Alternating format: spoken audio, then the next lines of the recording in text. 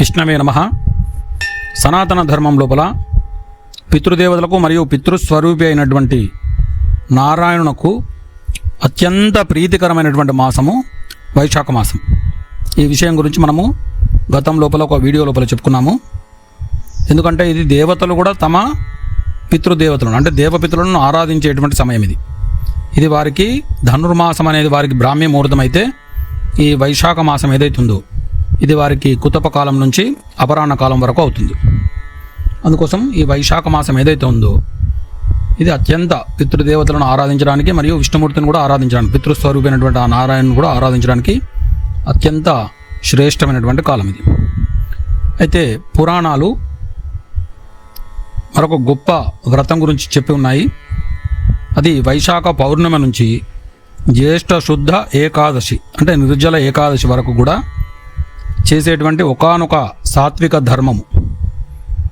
ఈ యొక్క వ్రతాన్ని ఆచరించడం వల్ల అనంతమైనటువంటి పుణ్యఫలాన్ని పొంది తద్వారా ఒక 100 తరాల పితృదేవతలను అంటే 100 తరాల పితృలను తరింపజేసేటువంటి ఒక విశిష్టమైనటువంటి ప్రక్రియ గురించి పురాణాలు చెప్పడం జరిగింది. దానికి మాధవ తోషక వ్రతము లేదా జలవాస కేశవ పూజ అంటారు. ఈ పూజ యొక్క ప్రస్తావన మనకు ప్రముఖ ధర్మశాస్త్రమైనటువంటి ధర్మసింధువు లోపల కూడా మనకు కనిపిస్తుంటుంది. సాధారణంగా మనము ఏదైనా ధర్మ సంబంధించినటువంటి విషయాలు చూడాలనుకున్నప్పుడు ధర్మసింధువు కూడా అది అన్ని ధర్మశాస్త్రాల యొక్క సమాహారంగా ఉంటుంది. ఆ గ్రంథం లోపల కూడా ఈ పూజ గురించి ఒక ప్రస్తావన ఉంది. కానీ పూర్తి వివరాలు మాత్రం పురాణాల లోపల వివరించారు. అయితే ఎవరైనా శ్రద్ధ కలిగిన వారు ఈ యొక్క వ్రతాన్ని ఆచరిస్తే వారి 100 తరాల పితృలు కూడా తరించబడతారు అనేటువంటి విషయం మనకు పురాణాల లోపల కనిపిస్తుంది. పురాణాల్లో ఉన్నటువంటి ఈ యొక్క ప్రస్తావన వివరాలు అనే విషయాల గురించి కూడా తెలుసుకుందాం ఈ యొక్క వ్రతం గురించి. ఎందుకంటే ఈ వ్రతం చేయడం అనేది చాలా సులభం కూడా. అయితే మొట్టమొదలు ధర్మవర్ణుడు అనేటువంటి ఇతనికి ధర్మపర్ణుడు లేదా ధర్మవర్ణుడు అనేటువంటి 2 రకాల పేర్ల చేత వాడతారు. ఒక గొప్ప మహాత్మ్యం కలిగినటువంటి వ్యక్తి లోకాలన్నీ కూడా తిరుగుతూ మరి ఒక పుణ్యవంతుడు పుణ్యం ఉన్న వైపుకి ఆకర్షించబడినట్లుగా సత్రయాగం చేస్తున్నటువంటి మహర్షులు ఉండేటువంటి ప్రాంతానికి వస్తాడు. అక్కడ అప్పుడే కలియుగం ప్రవేశిస్తుంది. వాళ్ళు విరామం తీసుకొని అంటే అక్కడ కథా చర్చలు పుణ్యకథ శ్రవణము పుణ్యకథ చర్చలు జరుగుతుంటాయి. ఆ మహర్షులందరూ కూడా కలియుగాన్ని గురించి గొప్పగా ప్రశంసిస్తూ మాట్లాడుతుంటారు. అక్కడ తత్ర చాసన్ పుణ్యకథ ఋషీనాం శాస్త్రగోచరాః తత్ర కేచిత్ కలియుగం ప్రశంసు ధృతవ్రతాః అని. అంటే అక్కడ మునీశ్వరులందరూ కూడా శాస్త్ర సిద్ధంలకు పుణ్యకథలను చెప్పుకొనుచు కలియుగం అనేది చాలా అత్యంత శ్రేష్టమైనది అని చెప్పేసి అని పొగుడుతుంటారు. ఈ విధంగా పొగుడుతున్నటువంటి విషయాన్ని చూసి ఈ ధర్మవర్ణుడు చాలా ఆశ్చర్యపోతాడు. ఆసక్తుడై ఇంకా వింటూ ఉంటాడు. అప్పుడు మహర్షులందరూ కూడా కృతే యద్వత్సరా సాధ్యం పుణ్యం మాధవ తోషణం త్రేతాయాం మాసత సాధ్యం ద్వాపరే పక్షతో నృప తస్మాత్ 10 గుణం పుణ్యం కలౌ విష్ణు స్మృతేర్భవేత్ అత్యల్పమపి వై పుణ్యం కలౌ 1,000,000 గుణం భవేత్ అని. అంటే ఎన్ని రకాల ధర్మాలు నశించిపోతున్నా కానీ కలియుగానికి ఒక ప్రత్యేకత ఉన్నది. కలియుగం ఒక విషయం లోపల చాలా ఉత్తమమైనది. ఎందుకంటే కృతయుగం లోపల 1 సంవత్సరం పాటు చాలా నిష్టగా ఎంతో శ్రద్ధగా చేసినటువంటి సాధన త్రేతాయుగంకి వచ్చేసరికి కేవలం 1 మాసం చేస్తేనే ఆ కృతయుగం లోపల సంవత్సర సాధన ఫలితము త్రేతాయుగం లోపల 1 మాసంతోనే లభిస్తాడు. అదే పుణ్యఫలము ద్వాపర యుగం లోపల కేవలము 15 రోజుల లోపలనే ఆ యొక్క పుణ్యం లభిస్తాడు. అంటే 15 రోజులు చేసినటువంటి సాధన కృతయుగం లోపల సంవత్సర సాధనతో సమానం. ఇక కలియుగం లోపల ఒక్కసారి అత్యంత భక్తితోని విష్ణు పూజ చేసేటువంటి ఎవరైనా భక్తి చేత చేస్తే అతను చేసినటువంటి పుణ్యం కంటే కూడా 10 రెట్ల ఎక్కువ పుణ్యం కలుగుతుంది. అంతేకాదు కలియుగం లోపల ఎట్లా ఉంటుందట అంటే పరిస్థితి పుణ్యం చాలా స్వల్పమైనదైనా కానీ అది ఆ భగవంతుని యొక్క గొప్ప వల్ల 1,000,000 రెట్ల ఫలితాన్ని ఇస్తుందట. అది ఈ కలియుగం యొక్క ప్రత్యేకత. అందుకోసమే మహర్షులందరూ కూడా ఇప్పుడు వారు పాపాలకు దూరంగా ఉండేవారు. ఇటువంటి అవకాశం దొరికినప్పుడు వారికి అది ఈ కలియుగం లోపల ఇంకా విశేష సాధన చేసుకోవడానికి అనుకూలమైనటువంటి సమయం. అందుకోసమే వారు కలియుగాన్ని ప్రశంసిస్తుంటారు. ఇంకా మహర్షులు ఈ విధంగా మాట్లాడుతుంటారు. అవన్నీ కూడా ఈ ధర్మవర్ణుడు వింటూ ఉంటాడు. జింహదాఢ్యం గుహ్యదాఢ్యం నకస్యాపి కలౌయుగే యస్యైతౌ ద్వౌ దృఢౌ తస్య సర్వత్రైవ జయో భవేత్ అని. అంటే కానీ కలియుగం లోపల నాలుక మీద నిగ్రహం ఉండదు, అంటే జింహదాఢ్యం. అలాగే గుహ్యదాఢ్యం అంటే ఇంద్రియ నిగ్రహం ఉండదు, ఎవరికి కూడా ఉండవు. అంటే జూదం లోపల మనకు ఉన్నటువంటి ధనాన్నంతా కూడా ఒక్కసారి కోల్పోయినట్లుగా వాక్ నిగ్రహం లేకపోవడం వల్ల, అంటే మాట మీద అంటే నాలుక మీద నిగ్రహం లేకపోవడం వల్ల, అంటే అది రకరకాల రుచులు కోరుకోవడం వల్ల, తిండి వల్ల, మరియు పరుషమైనటువంటి మాటలు ఇతరులను నిందించడం ఇట్లాంటి, అంటే వాక్ నిగ్రహం లేకపోవడం వల్ల, మరియు ఇంద్రియ నిగ్రహం అంటే తీవ్రమైనటువంటి కామ ప్రవృత్తి చేత మానసికంగా కానీ శారీరకంగా కానీ నిగ్రహం లేకపోవడం వల్ల మనుషులు తాము సంపాదించినటువంటి పుణ్యాన్నంతా కూడా క్షణకాలం లోపల కోల్పోతారు. అంటే కలియుగం లోపల అనేకమైనటువంటి పుణ్యాలు చేస్తుంటారు. మళ్ళీ వారు మాట్లాడేటువంటి మాటల వల్ల, ఈ తిండి మీద ఉన్నటువంటి తీవ్రమైనటువంటి ఆపేక్ష వల్ల, తర్వాత కామ ప్రవృత్తి, తీవ్రమైనటువంటి కామ ఆలోచనలు, కామ చేష్టల వల్ల సంపాదించినటువంటి పుణ్యం అంతా కూడా క్షణకాలం లోపలనే కోల్పోతుంటారు. కానీ కలియుగం మాత్రము సాధన చేస్తే అత్యంత పుణ్యం ఇచ్చేటువంటి ఫలితాన్ని కలిగి ఉంటుంది. ఇంకా ఏమంటున్నారంటే మహర్షులు శృంగార నస నిర్వాణం తద్గీతాన్యేవతే జగుహు అంటున్నారు. ధర్మకథాసు నా ఉత్సాహ కేవలం కామలాలసాహ అని. కలియుగం లోపల మనుషులు కేవలము శృంగార రసం ఎందే అత్యంత ఆసక్తులై అందులోపలనే మునిగిపోతూ ఉంటారు. కామ సంబంధించినటువంటి విషయాల లోపలనే తీవ్రమైనటువంటి కుతూహలాన్ని కలిగి ఉంటారు. ఇంకా ఎప్పుడైనా సరే ధర్మ సంబంధించినటువంటి విషయాలు వచ్చినాయంటే ఈ కలియుగంలో ఉన్నటువంటి మానవులకు అది మరి ఆసక్తిని కలిగించాయి. ఇప్పుడు కూడా మనం చూస్తూ ఉంటే యూట్యూబ్ లోపల ఈ కామాన్ని ప్రేరేపించేటువంటి ఏవైనా చూస్తుంటే వాటికి చాలా కోట్ల లోపల, లక్షల లోపల మనకు వ్యూస్ కనిపిస్తుంటాయి. అంటే అది కలియుగ లక్షణం. అదే ధర్మబద్ధమైనటువంటి విషయాలు వినడానికి ఎవరికి కూడా ఆసక్తి రాదు. అంటే రాగద్వేష సంబంధించినటువంటి ముచ్చట్లు, కామ సంబంధించినటువంటి ముచ్చట్లు, ఇవన్నీ కూడా మనుషులను ఆకర్షించినట్లుగా, అంటే పాపం విషయాలు ఆకర్షించినట్టుగా పుణ్యం వచ్చేటువంటి ధర్మబద్ధమైనటువంటి విషయాలు కానీ, పుణ్యం వచ్చేటువంటి మార్గాలు కానీ మనుషులను ఆకర్షించవు అని మహర్షులు చెప్పి, కానీ కలియుగానికి మాత్రం ఈ మహత్యం ఉంది అని ఇలా మాట్లాడుతుంటారు. ఈ మాటలన్నీ విన్న తర్వాత ధర్మవర్ణుడు చాలా ఆశ్చర్యపోయి తర్వాత అతడు ఇప్పటి మాదిరిగానే లోకాలను తిరుగుతూ పితృలోకానికి చేరుకుంటాడు.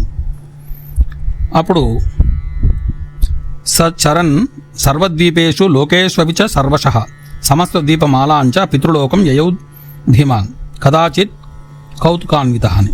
అంటే బుద్ధిమంతుడైనటువంటి ఆ ధర్మవర్ణుడు కుతూహలం చేత అతనికి చాలా, అంటే ట్రావెలింగ్ అంటే చాలా ఇంట్రెస్ట్, కానీ అతనికి ఉన్నటువంటి పవర్ వల్ల అన్ని లోకాలు కూడా తిరిగేటువంటి శక్తి కలిగి ఉన్నాడు. అతడు అట్లా అన్నీ కూడా సంచరిస్తూ పితృలోకానికి చేరుకుంటాడు. అక్కడ ఉన్నటువంటి పితృల యొక్క పరిస్థితిని చూస్తాడు. అక్కడ చాలామంది పితృలు, కొంతమంది పితృలు సుఖంగా ఉంటే అత్యధికులైనటువంటి పితృలందరూ కూడా వారు తమ పూర్వ కర్మల కారణంగా బాధపడుతూ విలపిస్తూ నరక కూపం లోపల పడుతున్నటువంటి పరిస్థితిని చూస్తాడు. చూసి చాలా చలించిపోతాడు. తర్వాత వారు చాలామంది పితృలు కొంతమంది ఏమో చాలా ఆనందంగానే ఉంటారు, మరికొంతమంది ఏమో అందులోపల అత్యధిక భాగం అనేకమైనటువంటి అవస్థలు పడుతూ నరక కూపం లోపలికి కూరుకొని పోతూ ఉంటారు. అప్పుడు అక్కడ ఉన్నటువంటి మరి ఆ ఉత్తమ పితృలతోని ఈ ధర్మవర్ణుడు మాట్లాడతాడు. అప్పుడు వారు ఏమని చెప్తారంటే, ఏకోవా శృణుయాద్ విష్ణో కథాం పాప వినాశినీం తేనోస్థితం కులశతం భావి చాపి కులం శతం. అంటే పితరులను తరింపజేసేటువంటి విష్ణు పూజను అత్యంత శ్రద్ధతోని వాడు వంశం లోపల పుట్టినటువంటి వాడు ఈ వైశాఖ మాసం లోపల ఎవరు చేసినా కానీ, ఇంతమంది పితృలు ఎవరైతే ఉన్నారో వీళ్ళు అవస్థలు పడుతున్న పితృలందరూ కూడా వీరు ఈ 100 తరాల మట్టుకు కూడా ఆ వ్రతం వల్ల తరించబడతారు. తర్వాత వచ్చేటువంటి 100 తరాలు కూడా ఒకవేళ ఆ చేసేటువంటి వ్యక్తి శ్రద్ధగా చేస్తే తర్వాత వచ్చే 100 తరాలు, తర్వాత ముందున్నటువంటి 100 తరాలు ఇవన్నీ కూడా తరించబడేంత పుణ్యము కేవలం ఆ ఒక్క వ్యక్తి చేసేటువంటి శ్రద్ధగా చేసేటువంటి ఆ వ్రతం వల్ల, ఆ సాధన వల్లనే లభిస్తుంది. ఇక్కడ ఇంకేమంటున్నారంటే అతడు ఆ పితృదేవతలు, అపి పాప వృతక్వాపి నరకం నైవ పశ్యతి కిమన్యైర్ బహుభి పుత్రై దయాధర్మ వివర్జితై. తండ్రి ఎంత, అంటే పూర్వీకులు ఎంత పాప ప్రవర్తన గలవారైనా కానీ కుమారుడు ఒక్కడు భగవద్భక్తుడై ఉంటే అతని పూర్వీకులందరూ కూడా నరకం నుంచి బయటపడిపోతారు, నరకాన్ని చూడనే చూడరు. అట్లా దయాధర్మరహితులైనటువంటి పుత్రులు 100 మంది ఉన్నా కానీ ప్రయోజనం లేదు. ఈ వైశాఖ మాసం లోపల తగిన విధంగా నారాయణమూర్తిని పూజించేటువంటి ఒక్క కుమారులు ఉన్నా సరే మరి ఆ పితృదేవతలందరూ కూడా తరించబడతారు. ఈ విధంగా అవస్థపడుతున్నటువంటి పితృలోకంలో అవస్థపడుతున్నటువంటి పితృదేవతలందరూ కూడా తరించబడతారు అని చెప్తారు. తర్వాత అక్కడ ఇక ఈ పితృదేవతలు తరించబడేటువంటి ఒకానొక వ్రతం గురించి వివరిస్తారు. అది దానికే మాధవ తోషక వ్రతం లేదా జలవాస కేశవ పూజ అని చెప్పేసి అని అంటుంటారు. ఇది ఎక్కడి నుంచి ప్రారంభమైందంటే వైశాఖ పౌర్ణమి నాడు తెల్లవారుజామున నిద్రలేచి ప్రారంభించాలి. ఎప్పటి వరకు ఉంటుంది అంటే జ్యేష్ఠ శుద్ధ ఏకాదశి, దాదాపు 21 రోజుల వరకు వస్తుంది. అంటే ఈ యొక్క వ్రతము నిర్జల ఏకాదశి వరకు చేయాలి. నిర్జల ఏకాదశి నాడు ఇది పూర్తి చేయాలి. అంటే వైశాఖ పౌర్ణమి నుంచి ప్రారంభమయ్యి శ్రేష్టమైనటువంటి జ్యేష్ఠ శుద్ధ ఏకాదశి వరకు తెల్లవారుజామున స్నానం చేసి అత్యంత భక్తి శ్రద్ధలతోని ఆ శ్రీహరిని, ఆ విష్ణుమూర్తి యొక్క విగ్రహాన్ని పూజించి అది నీటి లోపల ఉంచాలి. మళ్ళీ అంటే జలాదివాసం అంటారు. ఈ విధంగా ఎవరైతే ఈ పూజను ఏంటంటే పూజించిన తర్వాత అది నీటి లోపలనే ఉంచడం కేశవుని. ఇట్లా జ్యేష్ఠ శుద్ధ ఏకాదశి వరకు అలా నీటి లోపల ఉంచేటువంటి పూజ ఇది. ఇంకా ఏమంటున్నారు, సుగంధి శీతలై స్తోయై స్నపయిత్వా జగత్పతిం చందనేన విలిప్యాంగం పుష్పమాలైల అలంకృతే. అంటే జగత్తుకు ప్రభువైనటువంటి ఆ శ్రీహరిని సుగంధభరితమైనటువంటి చల్లని నీటితో మొదలు అభిషేకించాలి. తర్వాత ఆ స్వామివారి విగ్రహానికి చల్లని గంధాన్ని పోయాలి. మంచి ఒరిజినల్ గంధం తీసుకుని ఆ శ్రీచందనాన్ని స్వామివారికి పోయాలి. తర్వాత సుగంధ భరితమైనటువంటి పుష్పాలు, ముఖ్యంగా మల్లెపూలు కానీ ఇంకేమైనా సరే సుగంధాన్ని వెదజల్లేటువంటి పుష్పాలతో అలంకరించాలి. అంటే మొట్టమొదలు తెల్లవారుజామున లేవాలి, స్నానం చేయాలి. చేసిన తర్వాత యథావిధిగా ఆ విష్ణుమూర్తి యొక్క విగ్రహాన్ని, కృష్ణ విగ్రహం కానీ విష్ణుమూర్తి యొక్క విగ్రహం కానీ ఏదైనా సరే దానికి యథావిధిగా అభిషేకము, చల్లని నీటితోని అభిషేకము, తర్వాత సుగంధ చందనంతో ఆ స్వామివారిని మొత్తం శరీరం అంతా అలది, ఆ తర్వాత సుగంధ పుష్పాలతో పూజించి ఒక రాగి లేదా మట్టి పాత్ర లోపల స్వచ్ఛమైనటువంటి నీటిని నింపాలి. ఇలా శ్రేష్టమైనది రాగి పాత్ర. ఆ రాగి పాత్ర లోపల నీటిని నింపి అందులోపల వేయాల్సినటువంటి ద్రవ్యాలు ఏమిటంటే పచ్చకర్పూరము, వట్టివేళ్ళు, ఏలకులు, ఇవి వేయాలి. పచ్చకర్పూరం వేయాలి, వట్టివేళ్ళు వేయాలి, ఏలకులు వేసి ఆ పాత్ర లోపల, ఆ నీటి పాత్ర లోపల విష్ణుమూర్తి విగ్రహాన్ని ఉంచాలి. మళ్ళీ అలా ఉంచిన తర్వాత మళ్ళీ మీది నుంచి పసుపు, కుంకుమ, పుష్పాలు ఇవన్నీ వేసి ధూపము చూపించి దీపము, తర్వాత నైవేద్యం పెట్టి హారతి ఇవ్వాలి. ఆ తర్వాత ప్రదక్షిణలు చేసి మంత్రపుష్పము ఇలా భక్తిపూర్వకంగా పూజించి సాష్టాంగ నమస్కారం చేయాలి. ఇక ఈ విధంగా ఇది పూజా విధానం. దీనికి నైవేద్యము చల్లని పానకము, అది బెల్లము నీళ్లు నానబెట్టి అందులోపల కొంత మిరియాల పొడి వేసి, తర్వాత వడపప్పు, మామిడి పండ్లు, అరటి పండ్లు, పెరుగన్నం వంటి సాత్విక పదార్థాలను నైవేద్యంగా సమర్పించవచ్చు. ఇది వారి శక్తి కొద్దీ నైవేద్యాన్ని సమర్పించాలి. ఇట్లా ఎవరైతే ఈ మాధవ తోషక వ్రతాన్ని ఆచరిస్తారో, ఈ జలవాస కేశవ పూజను వైశాఖ పౌర్ణమి రోజు ప్రారంభించి జ్యేష్ఠ శుద్ధ ఏకాదశి అంటే నిర్జల ఏకాదశి వరకు ఎవరైతే చేస్తారో ఈ వ్రతం కలిగేటువంటి ఫలితము సామాన్యమైనది కాదు. ఇది కేవలము కర్తకే కాకుండా తన వంశం మొత్తానికి కూడా పుణ్యాన్ని ప్రసాదిస్తుంది. అప్పుడే ఆ పితృలు ఎవరైతే బాధలు పడుతున్నారో ఆ పితృదేవతల లోపల వారి సంతతి ఎవరు చేసినా సరే వీళ్ళందరూ కూడా ఉద్ధరించబడతారని చెప్పేసి అక్కడ ఉన్నటువంటి ఆ ఉత్తమ పితృలు ఈ ధర్మవర్ణుడితో చెప్తారు. దీని ఫలితం కూడా చెబుతుంటారు. ఏ పశ్యంతి హరిం భక్త్యా జలమధ్య గతం విభుం కులానాం శతముద్ధృత్య నరకాత్ భీమ దర్శనాత్ విష్ణులోకం నయేత్ ప్రాజ్ఞః కుల్యాణాంచ శతం తథా. ఎవరైతే, ఈ శ్లోకం యొక్క అర్థం ఏమిటంటే, ఎవరైతే జలమధ్యంలో ఉన్నటువంటి శ్రీహరిని భక్తితోని పూజించి దర్శిస్తారో అట్లాంటి జ్ఞాని అత్యంత భయంకరమైనటువంటి నరకం నుండి తన వంశంలోని 100 తరాల పితృదేవతలను ఉద్ధరించడమే కాకుండా, ఇక్కడ ఏమంటుందంటే కులానాం శతముద్ధృత్య అంటే 100 తరాలు, శతం అంటే 100 తరాల పితృదేవతలను ఉద్ధరించడమే కాకుండా రాబోయే 100 తరాల సంతతిని కూడా వినీతం చేస్తాడు. తర్వాత అంత్యకాలం లోపల అతడు ఈ విధంగా ఆచరించేటువంటి భక్తుడు విష్ణులోకానికి వెళతాడు అని ఈ యొక్క ఫలశ్రుతి చెప్తున్నది. ఇంకా ఇదే విధంగా ప్రతిరోజు తెల్లవారుజామున వేసి ఇట్లనే ఆచరిస్తే అశ్వమేధ సహస్రస్య వాజపేయ శతస్య చ యత్ఫలం లభతే మర్త్యః తత్పూజ్య జలశాయినం. ఈ కలియుగ మహాత్మ్యం వల్ల, కలియుగంకు ఉన్నటువంటి ప్రత్యేకత వల్ల ఈ యొక్క వ్రతంతోని, ముఖ్యంగా ఈ వైశాఖ మాసం లోపల వైశాఖ పౌర్ణమి నుంచి జ్యేష్ఠ శుద్ధ ఏకాదశి వరకు చేసేటువంటి యొక్క వ్రతంతోని 1000 అశ్వమేధ యాగాలు, 100 వాజపేయ యాగాలు చేస్తే ఎంతటి పుణ్యఫలం లభిస్తుందో ఈ కాలం లోపల అలా జలశాయి అయినటువంటి విష్ణువును పూజించడం వల్ల అంతటి ఫలితాన్ని మానవులు పొందుతారు. ఈ విధంగా ఆ వ్యక్తికి వచ్చినటువంటి ఆ పుణ్యఫలమే అతని పూర్వీకులకు చెంది అలా 100 తరాలు ఉద్ధరించబడే మాదిరిగా అవుతుంది అని. ఇక ఈ యొక్క వ్రతాన్ని ఎలా ముగించాలి అంటే, ఈ యొక్క వ్రతాన్ని జ్యేష్ఠ శుద్ధ ఏకాదశి నాడు కుంభదానంతో ముగించాలి. యో దధ్యాత్ శీతలం తోయం కుంభం సోదకముచ్యతే స సర్వ పాప నిర్ముక్తో విష్ణులోకం సగచ్చతి.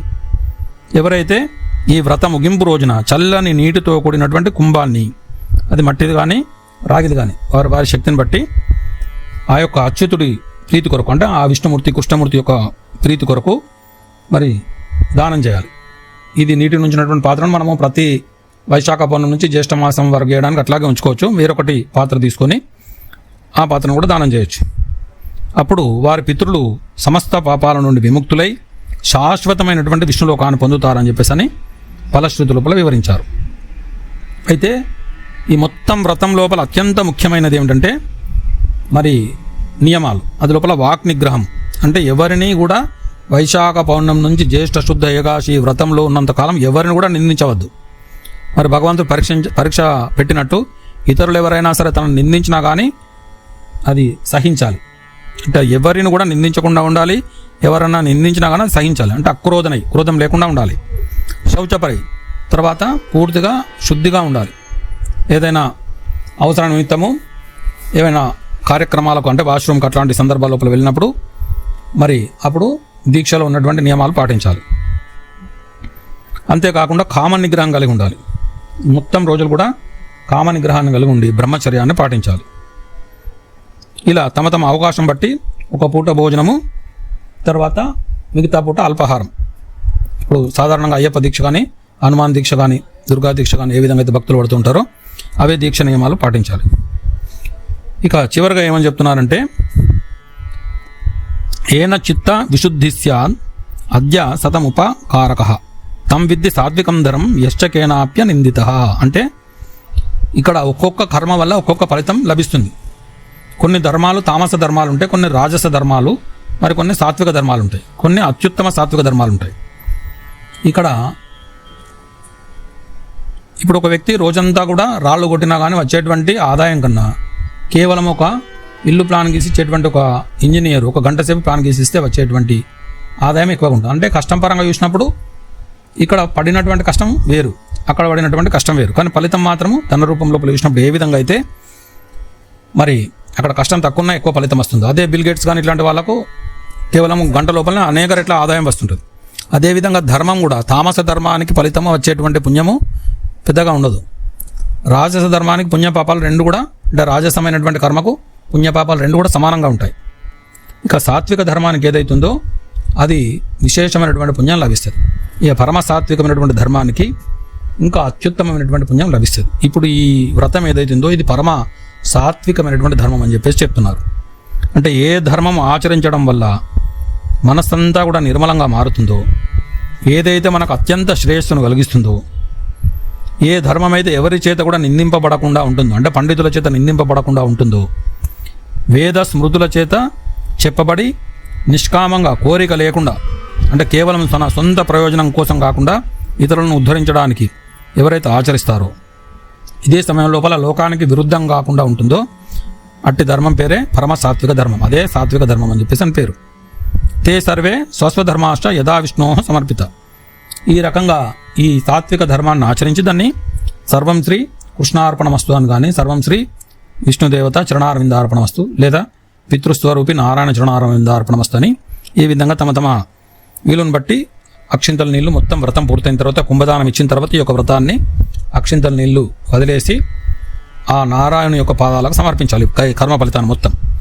అప్పుడు ఆ పితృస్వరూపి అయినటువంటి నారాయణుడు మన వంశంలో ఉన్నటువంటి పితృదేవతలందరూ కూడా ఈ వంశాన్ని వారికి మరి ఈ పుణ్యాన్ని అందజేసి వారిని ఈ దుర్గతుల నుంచి రక్షించి ఈ విధంగా 100 తరాల మట్టుకు కూడా పావనమయ్యే విధంగా చేస్తాడు ఆ నారాయణమూర్తి.